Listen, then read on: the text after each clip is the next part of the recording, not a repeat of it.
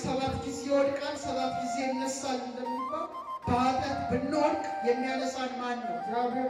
ሰው ባሪያ እግዚአብሔር ስለተፈጠረ እያንዳንዱ አጥንቱ፣ ጅማቱ፣ ጠጉሩ፣ ጥፍሩ ጭምር በማን ይታወቃል?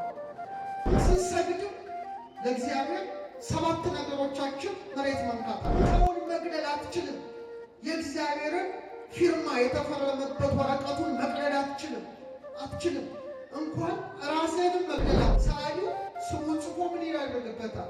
ፊርማ እንደሚፈርምበት እግዚአብሔር ሰውን ፈጥሮ ስሙን የጻፈበት ውስጡ አራቱ ባህርያተ ሥጋ የሚሰለጥኑባቸው አራት የሰውነታችን ቦታዎች አሉ። ጭንቅላታችን ሲከፈት ምንድን ነው? ኤሌክትሪክ ነው። ተመልከቱ፣ እንደ እሳት ነው። 100 ቢሊየን የሚጠጉ ኒውሮኖች ነርቮች አሉበት ነው።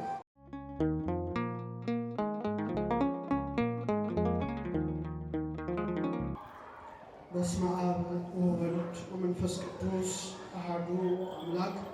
ዛሬ የምንማማረው ትንቢተ ዘካርያስ ምዕራፍ 3 ቁጥር 9 ላይ ባለው ቅዱስ ቃል መነሻነት ይሆናል። ኃይለ ቃሉ ምን ይላል? በዲበ አሐቲ እብን ሰባቱ አዕይንት፣ በአንድ ድንጋይ ላይ 7 ዓይኖች ነበሩ። እስቲ አብረን እንበለው። በአንዱ ድንጋይ ላይ በሉ እስቲ 7 ዓይኖች ነበሩ። ይህን ቃል የተናገረው ነቢየ እግዚአብሔር ዘካርያስ ነው። ሙሉ ቃሉ ምን ይላል? በኢያሱ ፊት ያኖርኩት ድንጋይ እነሆ አለ። በአንዱ ድንጋይ ላይ 7 ዓይኖች አሉ።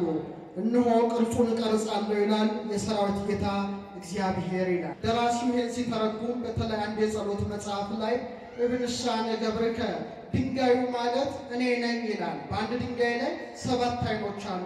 በአንድ ድንጋይ ላይ 7 ዓይኖችን እንዳበራ የኔንም 7ቱን የልቡናዬን ዓይኖች አብራ ብሎ እግዚአብሔርን ይማጸናል። ታዲያ እግዚአብሔር አምላክ በስነ ፍጥረት ላይ ይልቁኑ ደግሞ በአርአያውና በአምሳሉ በገነባው በፈጠረው በሰው ልጅ ላይ 7 ነገሮችን አኑሯል። በተለይ በኦሪት ዘፍጥረት ምዕራፍ 2 ቁጥር 7 ላይ እግዚአብሔር አምላክ ሰውን ከምድር አፈር አበጀው፣ በአፍንጫው የሕይወት እስትንፋስን እፍ አለበት፣ ሰው ሕያው ነፍስ ያለው ሆነ ይላል።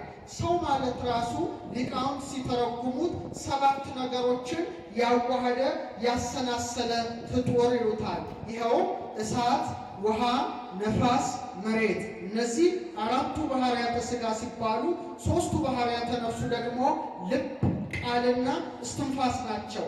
4 ሲደመር 3 ስንት ነው? 7 ነው። ስለዚህ 7 ነገሮችን እግዚአብሔር አምላክ በሰው ልጆች ላይ አኑሯል ማለት ነው። እያንዳንዱን ዘርዘር አድርገን ነው የምንመለከተው። ስለዚህ በጣም በማስተዋል እንድትከታተሉ በልዑል እግዚአብሔር ስም ጠይቃለሁ።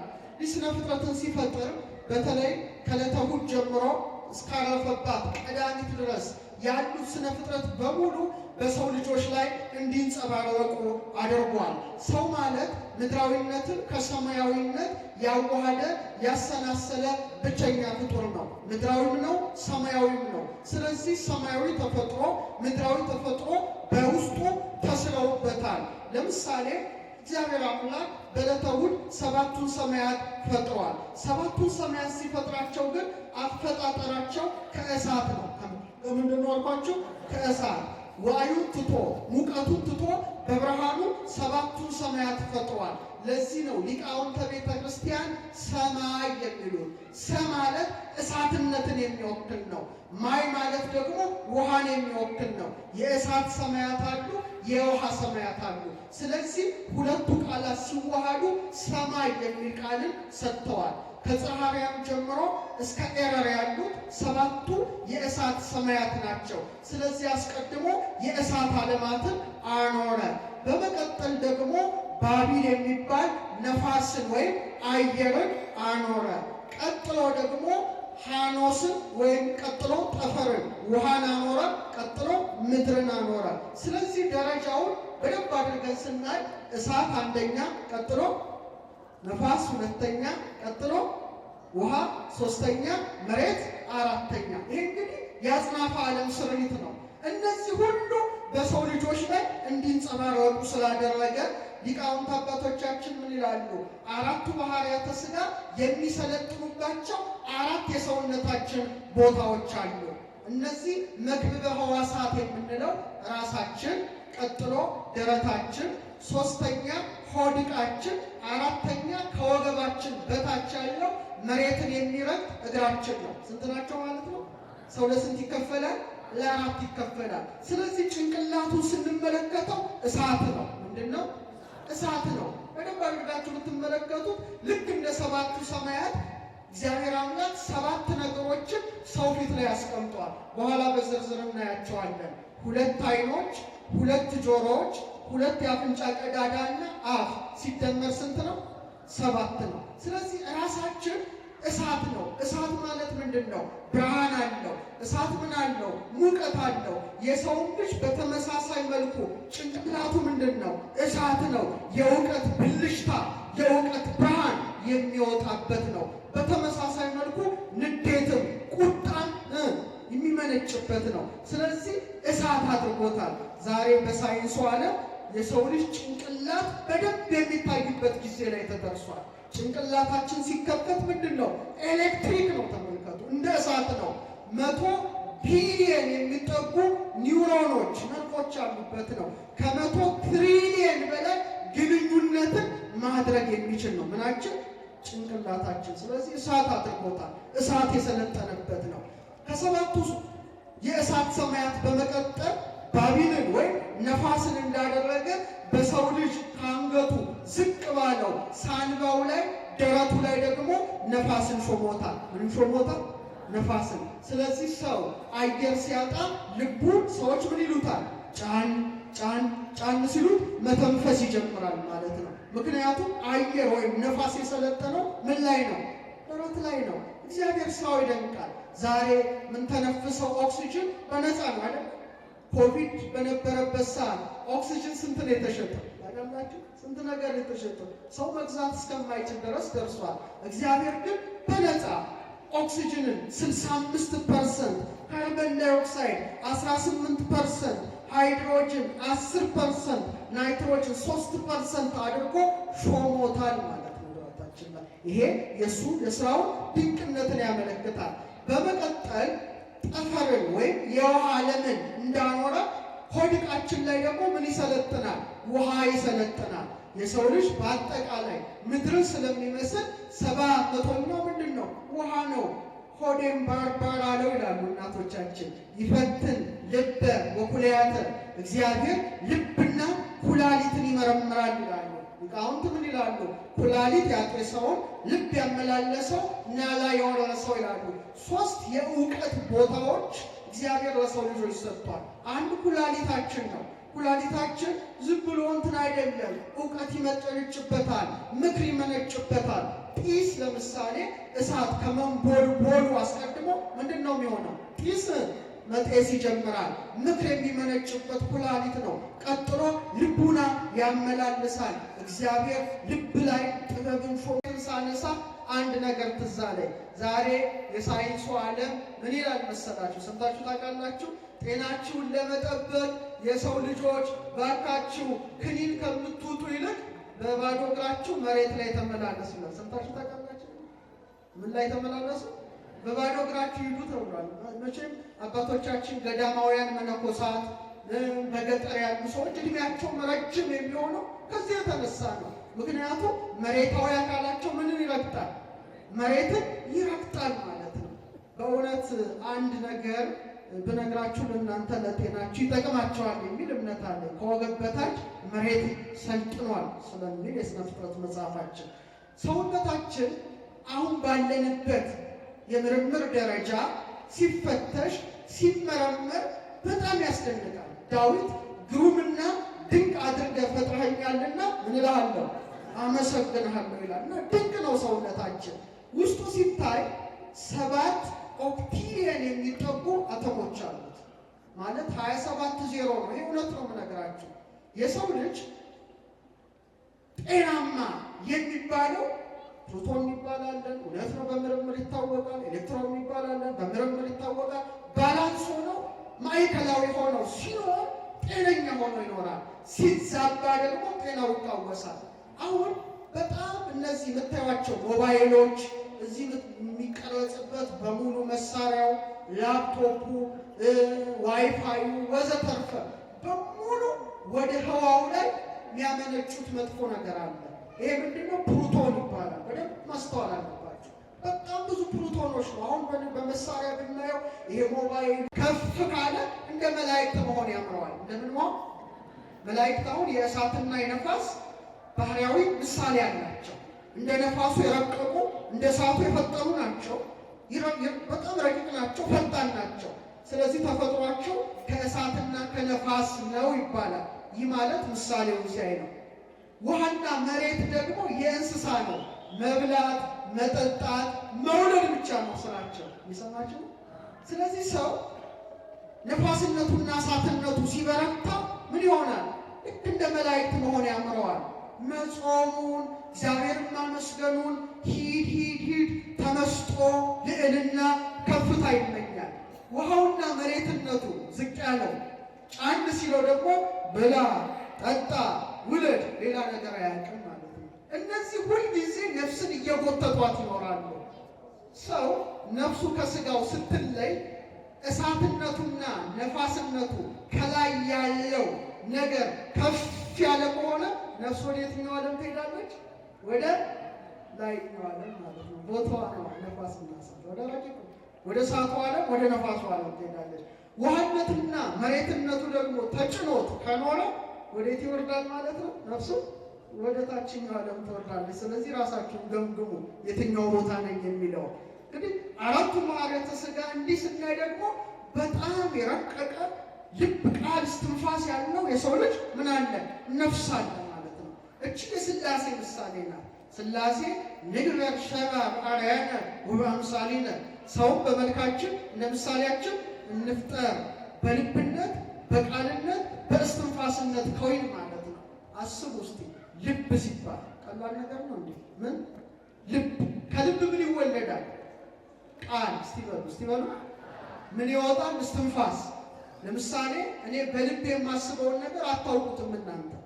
ግን ማግዘፍና ማውጣት ስፈልግ ወረቀት አመጣና እስክሪብቶ አመጣና በልብ የማስበውን ነገር ወረቀት ላይ በቃልነት አግዝፌ እወልደዋለሁ፣ እገልጠዋለሁ፣ አሳየዋለሁ። ያን ጊዜ ያ መጽሐፍ ምን ይባላል? ልብ ወለድ። ሰምታችኋል አይደለ? ምን ወለድ? ጎሳ ልቤ ቃለ ሰናየ፣ ልቤ መልካም ቃልን አገሳ፣ ወለደ፣ አወጣ ነው። እስትንፋስ ደግሞ ይወጣል። በልብነታችን የአካላዊ ልብ የእግዚአብሔር ምሳሌ፣ በቃል ከወይናችን የአካላዊ ቃል የእግዚአብሔር ወልድ ምሳሌ፣ በእስትንፋስ ከወይንነታችን የአካላዊ እስትንፋስ የመንፈስ ቅዱስ ምሳሌ። ምድራዊነትን ከሰማያዊነት ያጣመር እኛ ምኖች ነን?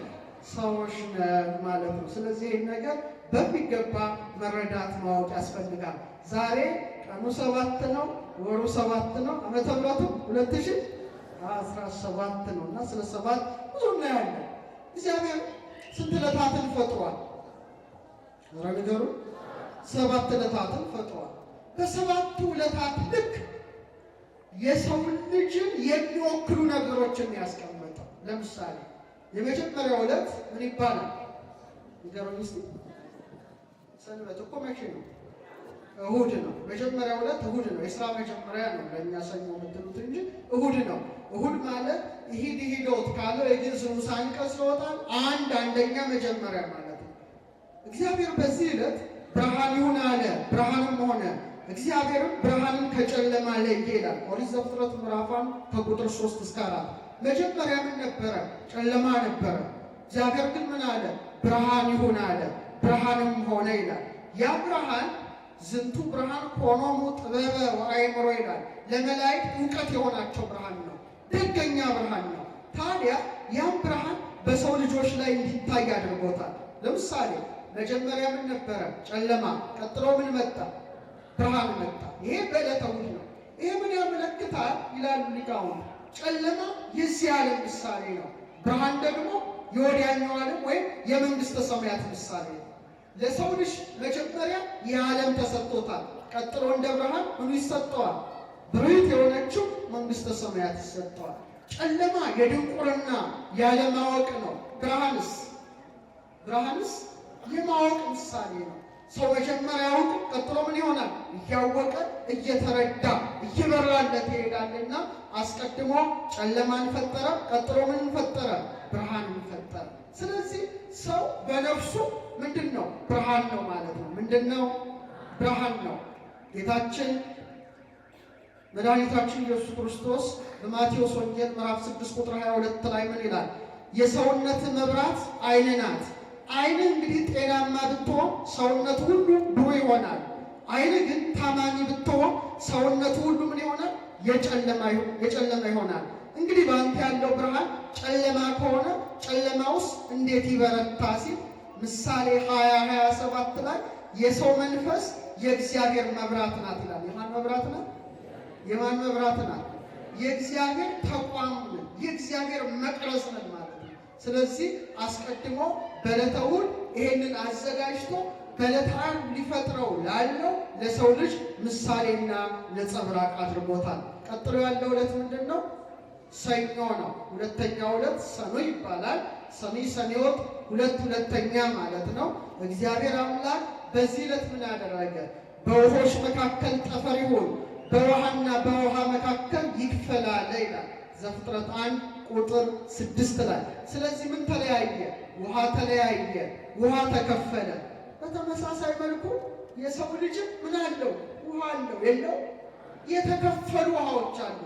ያውም የውሃው መጠን ደግሞ 7 ውሃዎች አሉ። ውስጥ ምን ውስጥ? ሰውነቱ ውስጥ። እነዛ ፈሳሾች ምኖች ናቸው የሚለውን በኋላ ላይ እንመለከታለን። በዝርዝር ስለምናየው ልለፈው። በዕለተ ረቡዕ በዕለተ ሰሉስ በሦስተኛው ዕለት ወይም ማክሰኞ ወይም ማግስተ ሰኞ እግዚአብሔር አምላክ ምንን አስገኘ? አዝርዕትን፣ አትክልትንና እጽዋትን አስገኘ። እነዚህ አዝርዕት፣ አትክልት፣ እጽዋት የሰው ነጸብራቅ ናቸው። ሰው አዝርዕትን ይመስላል፣ ሰው አትክልትን ይመስላል፣ ሰው እጽዋትን ይመስላል። እንዴት? ለምሳሌ በዙሪያችን ብዙ ዛፎች አሉ። እነዚህ ዛፎች ዛፍ የሆኑበትን ነገር እስቲ ልብ ብላችሁ አስተውሉ። አንድ ገበሬ ዘርን ይዛ ጭምታክል ናት፣ ቅንጣት ናት። ምን ውስጥ ይጥላታል? አፈር ውስጥ ይጥላታል፣ ምድር ውስጥ ይጥላታል። ምድር ውስጥ ጥቂት ቀን ቆይታ ምን ትሆናለች? ትበቅላለች። ከበቀለችስ በኋላ ታድጋለች። ካደገስ በኋላ ያብባል፣ ያፈራል። ካበበ ካፈራ በኋላ ምን ይሆናል? ይደርቃል። ከደረቀ በኋላ ይቆረጣል ወይም ይታጨዳል። እህል ታጭዶ ተወቅቶ ምን ውስጥ ይገባል? ጎተራ ውስጥ ይገባል። ጎተራ ውስጥ ገብቶ አይቀርም። እንደገና በዓመቱ ገበሬ አውጥቶት ዘርቶት አሽቶ በቅሎ በስሎ ይበላል። ይሄ ማለት የሰው ልጅ ይመስላል። በእያንዳንዱ ዕለት የሰራቸው ስራዎች ምድራዊነትን ከሰማያዊነት ለሚያዋህደው ለሰው ልጅ ምሳሌ ሲያደርግ ነበር። ገበሬ ዘርን ይዞ መሬት ላይ እንደሚወረውር እኛም ስንጸነስ ከአባት ዘር ወደ እናት ማህፀን ምን ሆንን? ተላክን። ተመሳሳይ ነበር። ለዚህ ነው መሬትን እናት የምንላት። ዘሯ መሬት ውስጥ እንደምትቆይ እኛም 9 ወር ከ5 ቀን በእናታችን ማህፀን ምን ሆንን? ኖርን። ዘሯ ጥቂት ቀን ቆይታ እንደምትበቅል እኛ ምን ሆንን? ተወለድን። እንደሚያድግ አደግን። ዛፉ እንደሚያብብ እንደሚያፈራ እኛም ባል ሚስት አግብተን ቤት ንብረትን ልጆችን ሁሉ ምን አደረግን? አፈራን። በኋላ እንደሚደርቅ እኛም እርጅና መጣብን። እንደሚቆረጥ ሞትን። ጎተራ እንደሚገባ ተቀበርን። ከጎተራ ወጥቶ እንደገና ተዘርቶ አሽቶ በቅሎ 30 60 100 ቅንጣት አውጥቶ እንደሚበቅል እኛም ከጎተራ መቃብር ባለቤቱ ክርስቶስ ያስነሳናል። 30 60 100 ይዘን እንነሳለን። ስለዚህ አዝርዕት፣ አትክልት፣ እጽዋት ምንን ይወክላሉ? የእኛን ሕይወት ይወክላሉ። ለምሳሌ ይሄ ዛፍ 3 ነገሮች አሉት። ፊት ለፊት ያለው ስር አለው፣ ግንድ አለው፣ ቅርንጫፍ አለው አይደል? መጀመሪያ ምኑ ነው?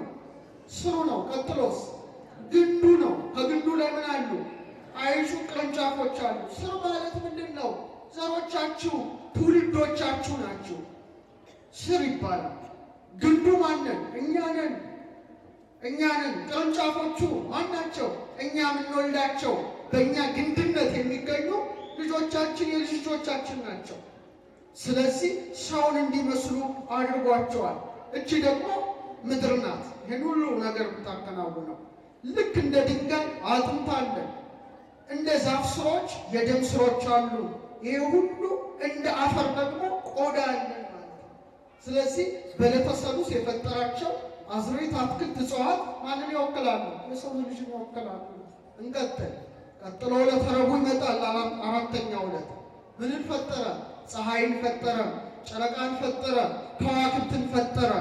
ያ ነገር ደግሞ እንደገና የሰው ልጅ ላይ ይንጸባረቃል። እነዚህ ፀሐይ፣ ጨረቃ፣ ከዋክብት በአጽናፈ ዓለም ውስጥ ምንድን ነው? የጊዜ ዑደቶችን ምን ይላሉ? ይመራሉ።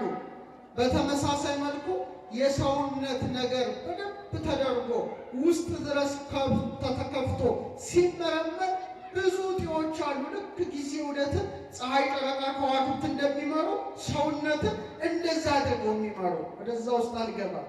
ግን ፀሐይ የሰው ምሳሌ ያደርጋታል፣ ጨረቃን የሰው ምሳሌ ያደርጋታል፣ ከዋክብትንም በተመሳሳይ መልኩ። ለምሳሌ ዳዊት ምን ይላል? ውስተ ፀሐይ ሸመ ጽላሎቶ፣ ጥላውን ምልክቱ በፀሐይ ላይ ያኖረ ይላል።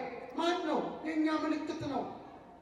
ፀሐይ እንደምትወጣ እኛም እንወለዳለን። በጠፈር ላይ እንደምታበራ ልብስ ለብሰን እናጌጣለን። እንደምትጠልቅ እንሞታለን። ፀሐይ ጠልቃ አትቀርም። እንደገና ምን ትሆናለች?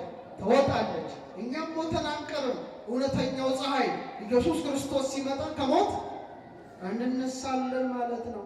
ጨረቃ አራት ነገሮች እንድታደርግ አድርጓታል። አራት ሰሌዳ እንዲኖራት። ለምሳሌ መጀመሪያ ጠፍ ጨረቃ የምትባላለች ብላሽ፣ ብርሃኗ የማይታይ ከፀሐይ ጋር በጣም ትቀራረባለች። ፀሐይ ስትወጣ ትወጣለች፣ ስትጠልቅ ትጠልቃለች። ስለዚህ ምንም ጨረቃን ማየት አንችልም። ይሄ ጠፍ ጨረቃ እኛም ትወክላለች። እንደማትታይ በዛ ወቅት እኔና እናንተ 9 ወር ከ5 ቀን በእናታችን ማህፀን ተሰውረን በነበርን ጊዜ እንታያለን? ነገር እንታያለን? አንታይም። ጨረቃ ሳትታይ ከቆየች ከ4 ቀን በኋላ የተወሰነ አካሏ ወይም ብርሃን ያረፈበት አካሏ በማጭድ ቅርጽ አምሳል እናያለን። ያን ጊዜ ምን እንላለን? ጨረቃ ተወለደች እንላለን አይደል? ልደተ ወር የሰማችሁ ተወለደች ትባላለች። እና ለምሳሌ አቅጣጫ ከጠፋችው ምስራቅ፣ ምዕራብ፣ ሰሜን፣ ደቡብ ጨረቃ ለምሳሌ ፊቷን ማጭድነቷን ወደ ምስራቅ አድርጋ ነው ስትወለድ የምትታየው። ስለዚህ ምስራቅን ካወቃችሁ ቀላል ማለት እሷ በምዕራብ ትሆንና ማጭድነቷን ወደ ምን ይታያል? ወደ ምስራቅ ትታያለች። ስለዚህ ምስራቅን ካወቃችሁ ምዕራብ፣ ሰሜን፣ ደቡብ በጣም ቀላል ነው። ጨረቃ እንደምትወለድ እኔና እናንተ ምን እንሆናለን? ከ9 ወር ከ5 ቀን ቆይታ በኋላ ንገሩኝ፣ እንወለዳለን። በጣም ጥሩ። ጨረቃ ተወልዳ ምን ትሆናለች? ታድጋለች። መንፈቀ ወር ትባላለች። ልክ ከ1 ሳምንት በኋላ ማለትም በ7ኛው ቀን ብርሃን ያገኘው አካሏ ይጨምርና ግማሽ አካሏ በሙሉ ብርሃን ይሆናል። ይህ እንግዲህ ከ7 ቀን በኋላ ያለው እድገቷ እኛም አቅመ አዳም አቅመ ሔዋን እስክናደርስ በየጥቂቱ ምን እንላለን? ተወልደን እናድጋለን። እግዚአብሔር ይስጣችሁ። በኋላ ጨረቃ ብርሃኗ ጨምሮ በመሄድ በ14ኛውና በ15ኛው ቀን ሙሉ በመሆን በምስራቅ አቅጣጫ ታበራለች። መልአተ ወር ይባላል ሙሉ ጨረቃ። ያ ሙሉ ጨረቃ ማለት ምን ማለት ነው? በዚህ ዓለም ባል ሚስት አግብተን ትዳር ይዘን ልጆች ወልደን በልብስ የምናጌጥበት የምንደምቅበት በእውቀት የምንራቀቅበት እድሜያችንን ስትወክል ነው ማለት ነው። ታላቁ አባት ሲራክ ምን ይላል? አስቤ እናገራለሁ እንደ ሙሉ ጨረቃ ሙሉ ነኝና ይላል። መጽሐፈ ሲራክ ምዕራፍ 39 ቁጥር 12 እንደ ሙሉ ጨረቃ ምንድን ነኝ ይላል? ሙሉ ነኝ ይላል። ይሄ በጣም ይገርማል። ከዛ በኋላ 14፣ 15፣ 16 ሙሉ ሆና ቆይታ የጎደለች ሕጸጽ እያደረገች ትጠፋለች። እኛም እያረጀን እየደከን እየዛልን መጨረሻ ምን እንሆናለን? እንሞታለን ማለት ነው። ከቃሉ ጋር ናቸው። ስለዚህ ይሄን ሁሉ የሰው ምሳሌ አድርጓል ማለት ነው።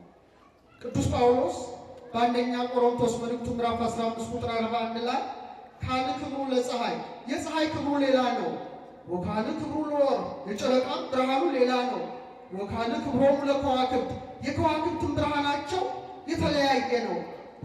ኮከብ ይሄይስ ክብሩ አንዱ ኮከብ ከአንዱ ኮከብ ይበልጣል። ሙታንም ሲነሱ እንደዛ ናቸው። በክብር መበላለጣል። ምንም መንግሥተ ሰማያት ቢገቡ እንደ ፀሐይ ያሉ አሉ፣ እንደ ጨረቃ ያሉ አሉ፣ እንደ ከዋክብት የደመቁ አሉ። ስለዚህ የቱ ላይ ነን የሚለው ራሳችሁ ልታስቡበት ይገባል። ስንተኛ ዕለት ማለት ነው? አራተኛ ዕለት። አምስተኛ ዕለት ምንም ፈጠረ? በልብ የሚሳቡ በእግር የሚሽከረከሩ በክንፍ የሚበሩ በደመ ነፍስ ሕይወት ሕያዋን ሆነው ጸንተው የሚኖሩ ፍጥረታት ከምን ተገኙ? ከባህር ተገኙ። የውቅያኖስ ውሃ ሕይወት አወጣ። የውሃ ሕይወት ደግሞ ምንድን ነው? ነፋስ ነው። በተመሳሳይ መልኩ የሰው ልጅም እንደዚህ አይነት ተፈጥሮ አለው። ውሃማ ተፈጥሮ አለው፣ ነፋሳማ ተፈጥሮ አለው። ሁለቱ ተዋህደው ይንቀሳቀሳል፣ ይላወሳል፣ ይሄዳል። አሳ እንደሚዋኝ እሱ ደግሞ በየብስ ላይ ምን ይላል? ይንቀሳቀሳል። የሐሙስ ፍጥረታት ባህር ሕይወት ሆኗቸው እንዲመላለሱ በባሕረ ጥምቀት ውስጥ የምንመላለስ ውሉደ እግዚአብሔር በዚህ ዓለም አለ። ሐሙስን እንደዚሁ አድርጓል። ዓርብ ደግሞ የየብስ ፍጥረታትን ፈጠረ። መጨረሻ ማንን ፈጠረ? አዳምን ፈጠረ። ስለዚህ ሰው ማለት ምድራዊነትና ሰማያዊነትን ሲያገናኘውና ምን አለው? ወገብሮ እግዚአብሔር ለእጓለ እመሕያው መሬተ ምድር እግዚአብሔር ሰውን ከምድር አፈር አበጀው ካለ በኋላ በፊቱ ወነፋ ውስጥ ገጹ ለአዳም መንፈሳዊ ሕይወት በአማርኛው በአፍንጫ ውስጥ አለበት ወይ በግዕዙ ደግሞ በፊቱ ላይ አለበት ይላል። ስለዚህ ምን ሆነ ማለት ነው? ሰማያዊ ሆነ ማለት ነው። የሰማችን ነው ኦርቶዶክሳዊ። ኃይል እንስሳዊ ያለን፣ ኃይል መላእካዊ ያለን ማለት ነው።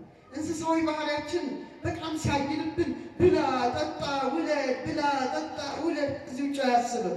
መንፈሳዊ ኃይላችን ደግሞ ሲበረታ ጾም፣ ጸልይ፣ ስገድ፣ አመስግን እንደ መላእክት ያለማቋረጥ ቅዱስ ቅዱስ ቅዱስ በሊላ እና እየተጓተትን እንኖራለን። ይሄ እንግዲህ የዕለተ ዓርብ ሰባተኛው ዕለት ምንድን ናት? ቀዳሚት ናት። ቀዳሚት እግዚአብሔርም ከሥራ ሁሉ ምን ሆነ ይላል? አረፈ ይላል። ሰባተኛዋን ዕለት ቀደሳት። እችም ሰውን ትወክላለች። ሰው እረፍት ሥጋዊ እረፍት መንፈሳዊ ይስማመዋል። እየሰማችሁ ነው? ምንና ምን? ሥጋዊ እረፍትና መንፈሳዊ እረፍት ይስማመዋል። በኦሪት ዘሌዋውያን ምዕራፍ 23 ቁጥር 3 6 ቀን ሥራ ይሰራል፣ በሰባተኛው ቀን ግን የእረፍት ሰንበት ነው፣ የተቀደሰ ጉባኤ ይሆንበታል። ምንም ሥራ አትሰሩ፣ በምትኖሩበት ሁሉ ለእግዚአብሔር ሰንበት ነው ይላል። የሰው ልጅ ለምሳሌ እግዚአብሔር ከሥራው ሁሉ አረፈ ሲል ደግሞ ታረፈ ማለት ነው እንዴ? አይደለም። ምን ያስተምረናል? ሰው በዚህ ዓለም ወጥቶ ወርዶ ሲኖር ሥጋዊ ረፍት ያስፈልገዋል፣ መንፈሳዊ ረፍትም ያስፈልገዋል። ሁለቱም ነገር ሲያጣምር ፍጹም ሰው ይሆናል። ለምሳሌ ማርቆስ ወንጌል ምዕራፍ 6 ቁጥር 30 ላይ ሐዋርያትም ወደ ኢየሱስ ተሰብስበው ያደረጉትን ያስተማሩትን ሁሉ ነገሩት። እናንተ ራሳችሁ ብቻችሁን ወደ ምድረ በዳ ኑና ጥቂት ረፉ አላቸው። ክርስቶስ ምን በሉ? ረፉ አላቸው። የሚመጡና የሚሄዱ ብዙዎች ነበሩና ለመብላት እንኳን ጊዜ አጡ ይላል ሐዋርያት። ጌታ ምን አላቸው? ረፉ ይላቸው። ስለዚህ ለሰው ልጅ ምን ያስፈልገዋል? ረፍት ሥጋዊ ያስፈልገዋል በጤንነት ለመኖር። በተመሳሳይ መልኩ ሰንበት ከነፍስም ጋር የተገናኘች ረፍተ ነፍስ ስለምናደርግባት ወይም ለመጻኢቱ ዓለም ምሳሌ በመሆኗ ደግሞ በመጽሐፍ ቅዱስ ላይ ምን ብሎ ተጻፈ? ወደ ረፍቱ የገባ እግዚአብሔር ከሥራው እንዳረፈ እርሱ ደግሞ ከሥራው አርፏልና ዕብራውያን 4:10 ላይ ብርሃነ ዓለም ማይቶተ ቤተ ክርስቲያን ቅዱስ ጳውሎስ ያስተምራል። ስለዚህ ሰባቱ ዕለታት ሁሉ ማን ላይ ይንጸባረቃሉ? ነገር ማን ላይ ይንጸባረቃሉ? ሰባት ነገር ባጣምረው በሰው ልጅ ላይ ይንጸባረቃሉ። ስለዚህ ይህን ነገር በአግባቡ እንድንረዳ ነው። ሌላው ጭንቅላታችንን ብቻ እስቲ እንመልከተው። አባቶቻችን ግንፃዌ ይሉታል፣ ፊት ነው። ለምሳሌ ፓስፖርት፣ መታወቂያ ስታወጡ ምናችሁ ነው የሚነሳው? እጃችሁ እግራችሁ ምናችሁ ነው? በቃ ፊታችሁ ነው አለቀ። የሰው መታወቂያው ምኑ ነው? እጁ ቢቆረጥ አይኖርም? እግሩስ ቢቆረጥ ይኖራል አይደል? አንገቱስ ቢቆረጥ አይኖርም። ይሄ ማለት የተባለበት ፊት የከበረ ነው። ስለዚህ የሰው ልጅ በጣም በተለየ መልኩ ፊቱ ላይ ብዙ ነገሮች አሉ። እነዛን ነገሮች እስቲ ልንገራችሁና ወደፊት ፊታችሁን በመስታወት ስትመለከቱ ቢያንስ አርአያ እግዚአብሔርን ስታዩ ራሳችሁን በጣም ታከብራላችሁ። ይሄ ፊት እጅግ የከበረ ፊት ነው። የእግዚአብሔርን እስትንፋስ የተቀበለ ፊት ነው። በጣም የሚደንቀው አዳም አባታችን ስንተኛ ፍጥረት ነው? እስቲ ንገሩ። ያ ፍጥረት ነው። በጣም ቀላል 22 እስቲ በሉ 22ኛ ከስነ ፍጥረት 22ኛው የሰው ልጅ ነው። ይሄን እንዳትረሱ። 22ኛው ነው። ዛሬ በዚህ ዓለም ያሉ ምሁራን በጣም በሳይንስ ዓለም ከፍተኛ ደረጃ ተደርሷል። አንግጦ የሰው ልጅ እስከን ማለት ራስ ቅሉ ሲታይ ይሄ ማለት ነው። ስንት አጥንት እንዳለው ታውቃላችሁ? 22 አጥንት አለ የሰው ልጅ ተለይቶ። ስንት አጥንት አለው? እስከሉ ይሄ ራስ ቅሉ 22 አጥንት አለ። እግዚአብሔር ዝም ብሎ ሊያስቀምጠው አይችልም። 22 የእግዚአብሔር ስሞች አሌፋት እንዳሉ አዳምም 22ኛ ፍጥረት እንዳለ ከአዳምም እስከ ያዕቆብ አባቶቻችን 22 አርዕስተ አበው እንዳሉ በተመሳሳይ መልኩ አዳምም እኛም ሁላችንም የሰው ዘሮች ጭንቅላታችን ስንት አጥንት አለው? 22 አጥንት አለው። ግን ፊታችን ደግሞ 7 ነገሮች አሉበት። ስንት ነገሮች? ለዚህ ነው ሶሎሞን ምን ይላል? ጥበብ ሐነጸት ላቲ ቤተ፣ ጥበብ ለራሷ ቤትን ሰራች።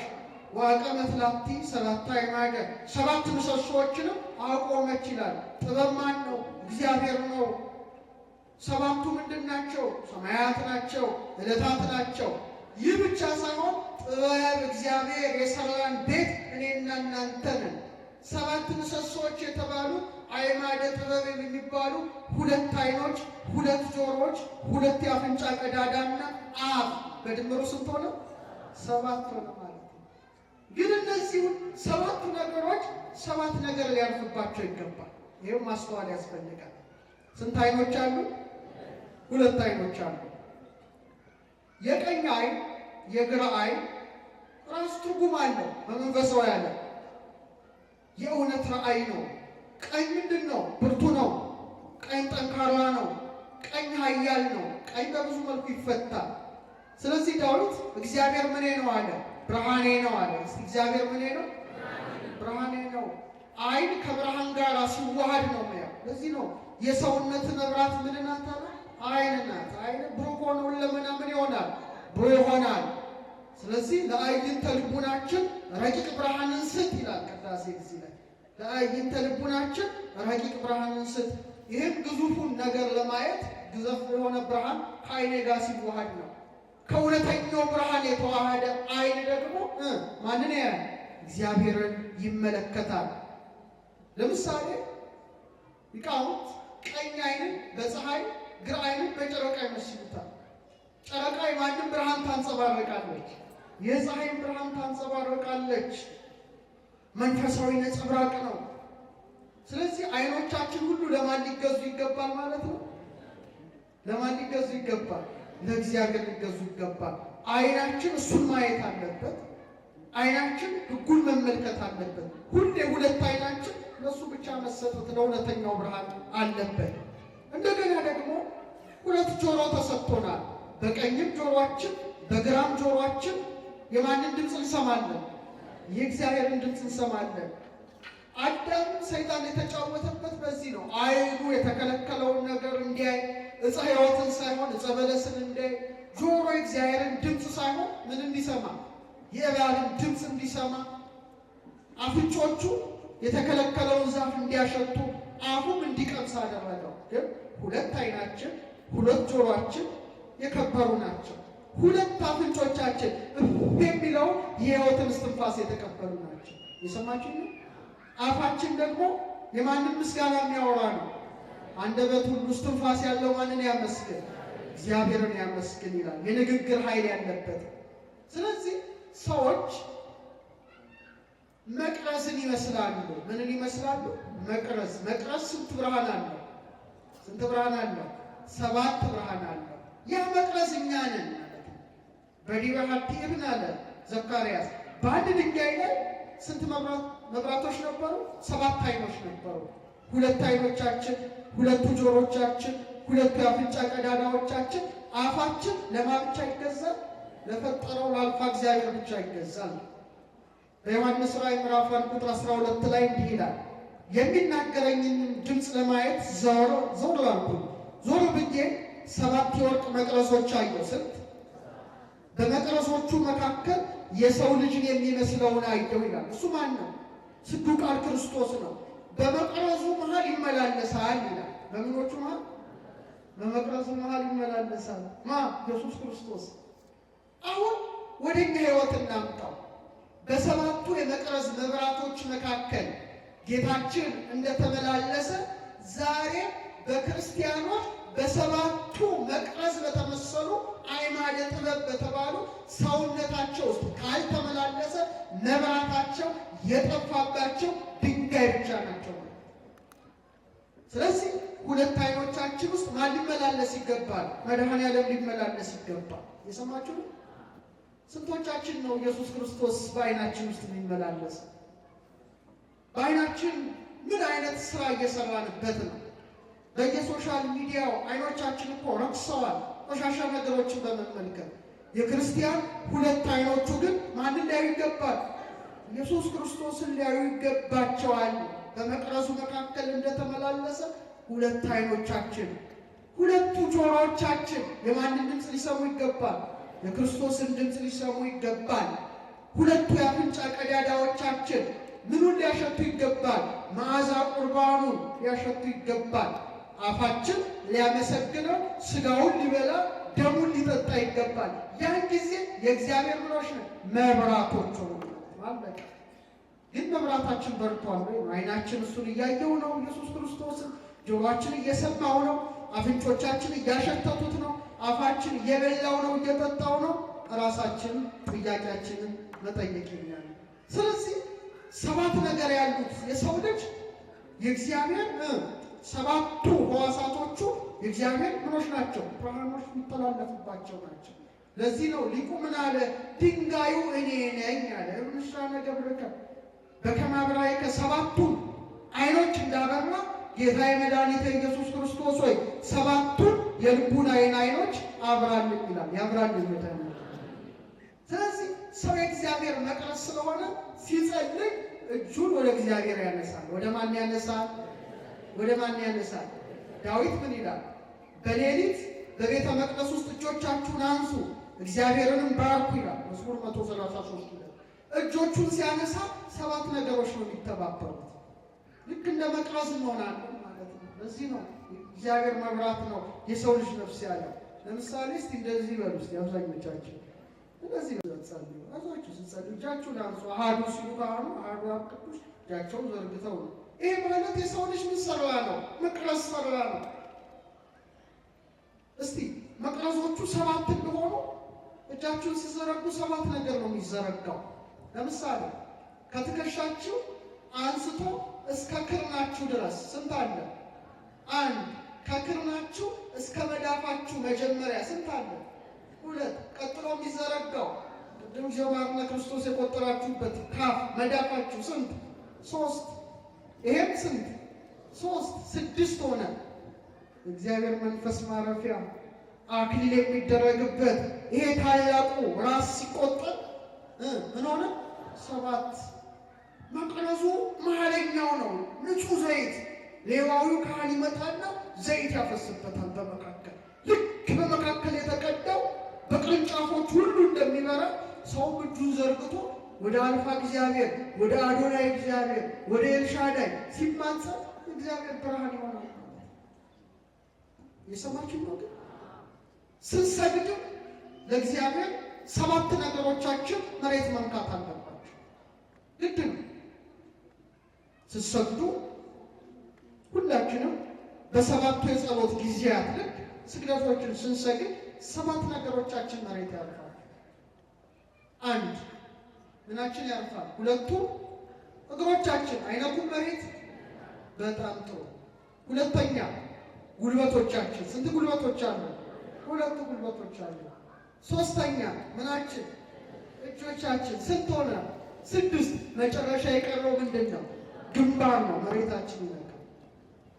7 ነገሮች መሬት ይነካሉ። አዎ መሬት ነበር።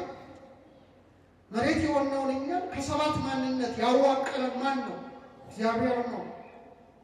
ጻድቅ 7 ጊዜ ይወድቃል 7 ጊዜ ይነሳል እንደሚባል በኃጢአት ብንወድቅ የሚያነሳን ማን ነው? 4ቱ ባህሪያቶቻችን ነፍሳችን ተለይታን ስትኖር በትንሣኤ ዘጉባኤ 7ቱንም አዋህዶ የሚያስነሳው ማን ነው? እግዚአብሔር ነው። ስለዚህ ስንወድቅም 7 ነገሮች ግድ መሬት ነው። ስንዘረጋም 7 ነው፣ ስንሰግድም 7 ነው። በጣም የሚደንቀው አንገት ትልቅ ነገር ነው አይደል? አንገት በሉቃስ 15 ላይ የጠፋው ልጅ ወደ አባቱ ቤት ሲመለስ ምንድን ነው የሚለው? ተነስቶም ወደ አባቱ መጣ። እርሱም ገና ሩቅ ሳለ አባቱ አየውና አዘነለት። ሮጦም አንገቱን አቀፈውና ሳመው ይላል። በእግዚአብሔር መታቀፍ ደስ ያሰኝ። አንገቱን አቅፎ ሳመው። ደግሞ አንገተ ደንዳና ማለት ግን ቢገርማችሁ አንገታችን ራሱ ያለው የአጥንት ብዛት ስንት ነው? 7። አይገርም? ስንት ነው? 7። ስለዚህ በጣም ይደንቃል። ግሩምና ድንቅ አድርገህ ፈጥረኸኛልና ምን እልሃለሁ? አመሰግንሃለሁ። እንደው ይህን አንገት ሳነሳ ከአንገት ዝቅ ብል ደግሞ የበለጠ ደስታ ይሰማል። ሰው በአርአያ እግዚአብሔር ስለተፈጠረ እያንዳንዱ አጥንቱ፣ ጅማቱ፣ ጠጉሩ፣ ጥፍሩ ጭምር በማን ይታወቃል? እግዚአብሔር ይታወቃል። በጣም የሚያስደንቅ ነገር ነገራችሁ። ዛሬ ዘመኑ ረቋል እና መሳሪያው በሚያሳየን ሰዓት የበለጠ እየተደነቅን አቤቱ ስራ ድንቅ ነው፣ እጹብ ነው ነው የምትሉት። ለምሳሌ ሰው በእግዚአብሔር አምሳል ስለተፈጠረ እያንዳንዱ ነጥቡ ትርጉም አለ። ለምሳሌ ሰው አንገቱ ጋር እስኪደርስ ድረስ እዚህ እስኪደርስ ድረስ ስንት የጀርባ አጥንት ያለ ይመስላችኋል? የሰው ልጅ ራስ ቅል ጭንቅላቱ ጋር እስኪደርስ ድረስ እግዚአብሔር ልክ ሲወለድ የሚሰጠን ቁጥሩ ስንት እንደሆነ ታውቃላችሁ? 33። እስቲ በሉ፣ እስቲ ድገሙት። 33። ከዛ የራስ ቅል መጣ እዚህ ጋር። አዎ የክብር ባለቤት ንጉሳችን፣ ሕይወታችን፣ ፀሐያችን፣ እረኛችን፣ የነፍሳችን ጠባቂ የሕያው እግዚአብሔር ልጅ ኢየሱስ ክርስቶስ ልክ በ33 ዓመቱ የራስ ቅል በምትባል ጎልጎታ ላይ ምን ሆነ? ተሰቀለ። ስጋውን ቆረሰ፣ ደሙን አፈሰሰ። በከበረ ደሙ ፈሳሽነት ዓለምን ምን አደረገ? አዳነ። አንድ ወቅት ከጠበብት አለቃ እያሌው ታምሮ የሰበኩት ስብከት ላይ ሰማሁት። በጣም ያስደንቀኛል። ምን አሉ? የራስ ቅል በምትባል ጎልጎታ ላይ ጌታችን ምን ሆነ? ተሰቀለ፣ ዓለምን አዳነ። ዛሬ የራስ ቅል የተባልነው ማንን? የእኛ ራስ ነው። ቀራንዮ ላይ አንዴ ተሰቅለዋል። ዛሬ ግን በክርስቲያኖች ራስ ላይ እርሰ ልቡና ላይ ሁሌ መስቀሉ ተተክሏል ብለው አስተምረዋል። በጣም ይገርማል።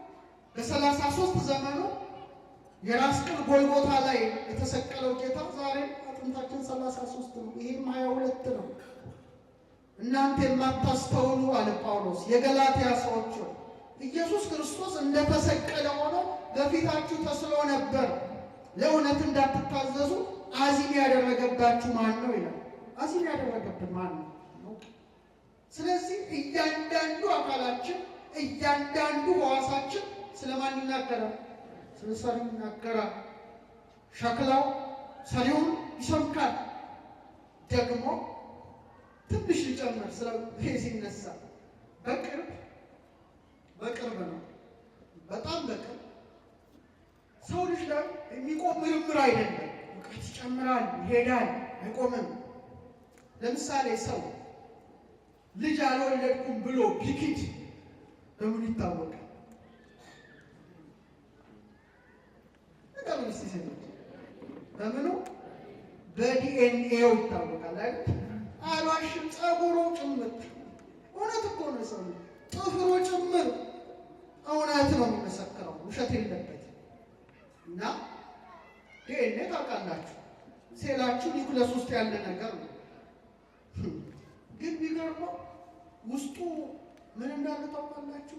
6 ቢሊየን ፊደሎች አሉበት። ስንት? እስቲ ድገሙት። በጣም ይገርማል። 1500 መጽሐፍ ቅዱስ ላይ የተጻፈ ቃል በሉት። እያንዳንዳችን ፊደላችንን እንጻፍ ቢባል ከ50 ዓመት በላይ ይፈጅብናል። ራሳችሁ ውስጥ እግዚአብሔር ያስቀምጥ። ተራሳችሁ በጣም የከበረ ነው። እሱ አይደለም የሚገርመው፣ አንድ ፊደል ቢጎድል ሰው አካለ ስንኩል ሆኖ በዊልቸር ነው የሚሄደው። በደንብ ይታያል በመሳሪያ። ግን አንድ የሚያስደንቅ ነገር ውስጡ ታየ። ይህን ያዩት የእስራኤል ሳይንቲስቶች ናቸው። አሁን በጣም ብዙ ሚሊየን ደረጃ ማግኒፋይ የሚያደርግ ብዙ እንትኖች አሉ፣ መሳሪያዎች አሉ። የሉም ወይ? አሉ። ለምሳሌ እያንዳንዱ ተመራማሪ በራሱ የሆነ ምርምር የሚያጠናበት አለ። አሁን ለምሳሌ እኛ በአስትሮኖሚው ዘርፍ ለምሳሌ በስነ ፈለኩ ማለት ነው የሰማችሁ ነው። ለምሳሌ አንድ ሰው ቀና ብሎ ቢመለከት ከዋክብትን ልይ እኔ አሁን እዚህ ላበራ እችላለሁ፣ ብርሃን ስላለ ነው እንጂ እዛ ድረስ ይህ ላይት ሊያበራ ይችላል ማለት ነው። ምንድን ነው የሚያመለክተው? ማግኒፋይ ሲደረግ እዛ ውስጥ ምን ተገኘ መሰላችሁ? እግዚአብሔር ስራ ነው የምነግራችሁ፣ እጅግ ትደነቃላችሁ። እነሱም አድንቀው እጹብ ያሉበት ነው። 10፣ 5፣ 6፣ 5 ይልና ይቆማል። መሰላል ነገር ነው የሚመስለው ቅርጹ። 10፣ 5፣ 6፣ 5 10፣ 5፣ 6፣ 5 እያለ ይሄዳል።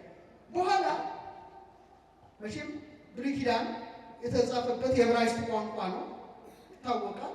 ይሄ ነገር አምላክ ለምንድን ነው ይሄን ቁጥር ያስቀመጠው ብለው 10ን፣ 5ን፣ 6ን፣ 5ን ሲመረምሩ መዝሙር 118 ላይ ሄደ። የሰማችሁ የእግዚአብሔር 22 ስሞች አሌፋት ይባላሉ። 10ኛው ዮድ ነው፣ 5ኛው ሄ ነው፣ 6ኛው ዋው ይባላል፣ 5ኛው ሄ ነው። ምን ማለት ነው? ያህዌህ እስቲ በሉ ለአያ ሸራያ ለሙሴ በሂብሩ ኤሄ አሼር ኤሄ ይሏል። ጸጳጦስ ውስጥ አነ ውእቱ ዘሃቡ ይሄሉ ያለውና ምኖረው ማለት ነው። ስለዚህ ወደ እንትን ወደ ፊደላቸው ሲለውጡ የእግዚአብሔር ስም ነው ውስጡ ያለው። የማን ስም? ስለዚህ ምን አሉ? አንድ ሰዓሊ ስዕል ስሎ እዚያው ቤተክርስቲያኑ ስዕል አለ። ሰዓሊው ስሙን ጽፎ ምን ያደርግበታል? ፊርማ እንደሚፈርምበት እግዚአብሔር ሰውን ፈጥሮ ስሙን የጻፈበት ውስጡ ይኸው እንደታወቀ የተሰወሩ አጥንቶቼ ሳይቀር አለ ዳዊት በመጽሐፉ ተጻፉ ነው። ስለዚህ ነው ሰውን መግደል አትችልም። የእግዚአብሔርን ፊርማ የተፈረመበት ወረቀቱን መቅደድ አትችልም። እንኳን ራስህንም መግደል አትችልም። የእግዚአብሔር ምነን መቅደሶቹ ነው። ስለዚህ ሰው ልጅ ይደምቃል። ስለዚህ 7 ፈሳሾች አሉ። እቺን ብቻ ነግሬያችሁ ላብቃ። ስንት ፈሳሾች? 7 ፈሳሾች አሉ። የመጀመሪያው ምንድነው? ደም።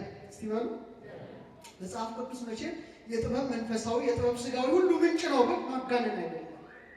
የዛሬ 3500 ዓመት ሙሴ በዘሌዋውያን 17:11 ላይ ምን ይላል?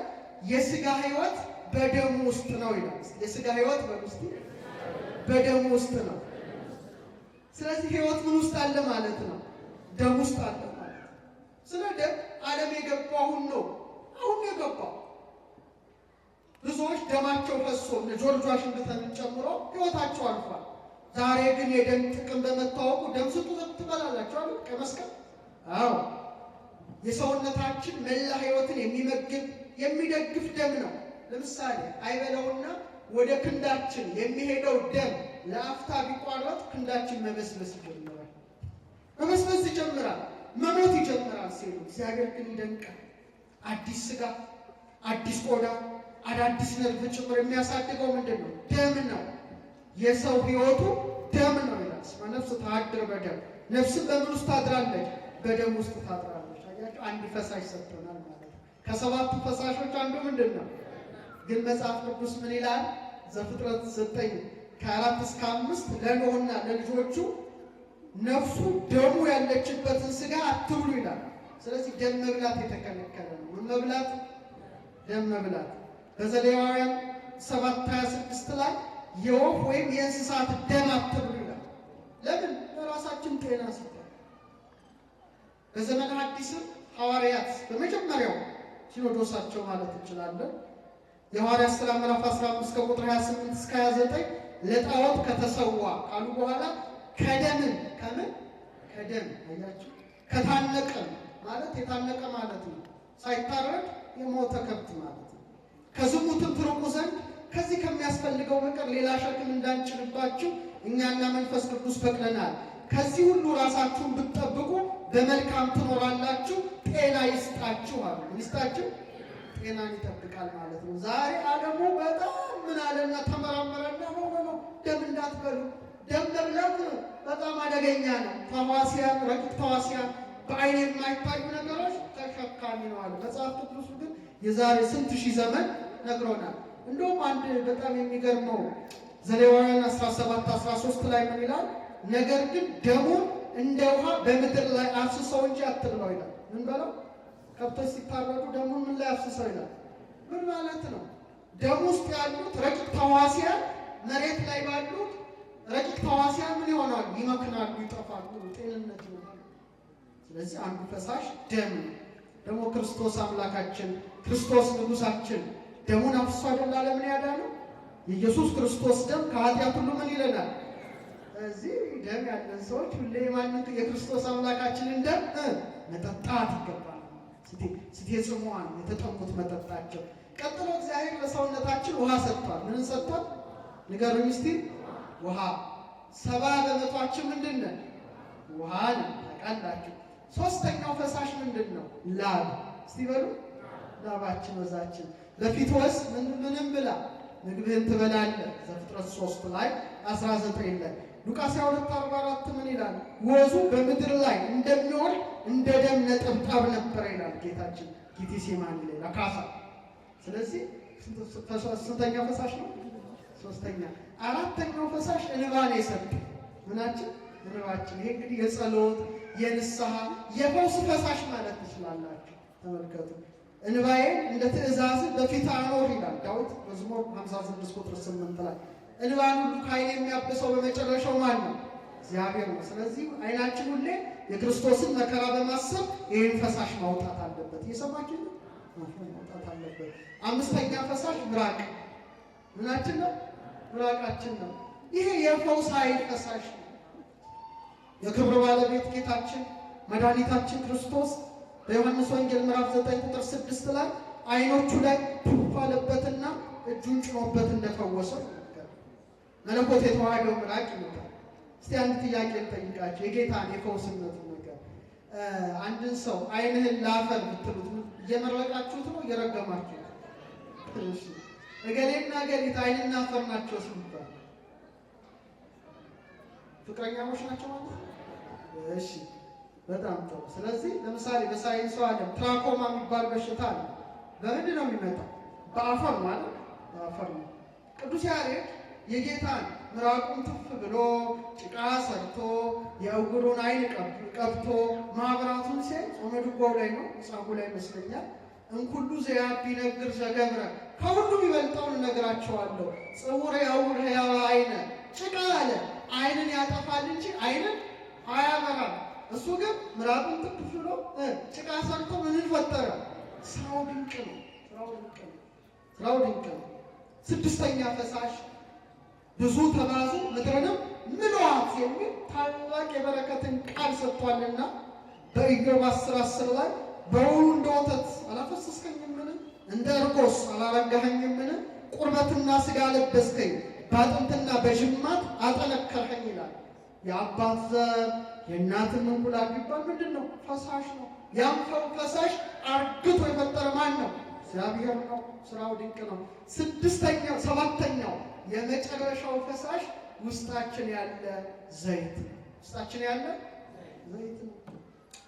ራሴን በዘይት ቀባህ ይላል ንግስናውን ሲናገር በአንደኛ ዮሐንስ መልእክት ምዕራፍ 2 ቁጥር 20 ላይ እናንተ ከቅዱሱ ቅባት ተቀብላችኋል ሁሉ ታውቃላችሁ ይላል።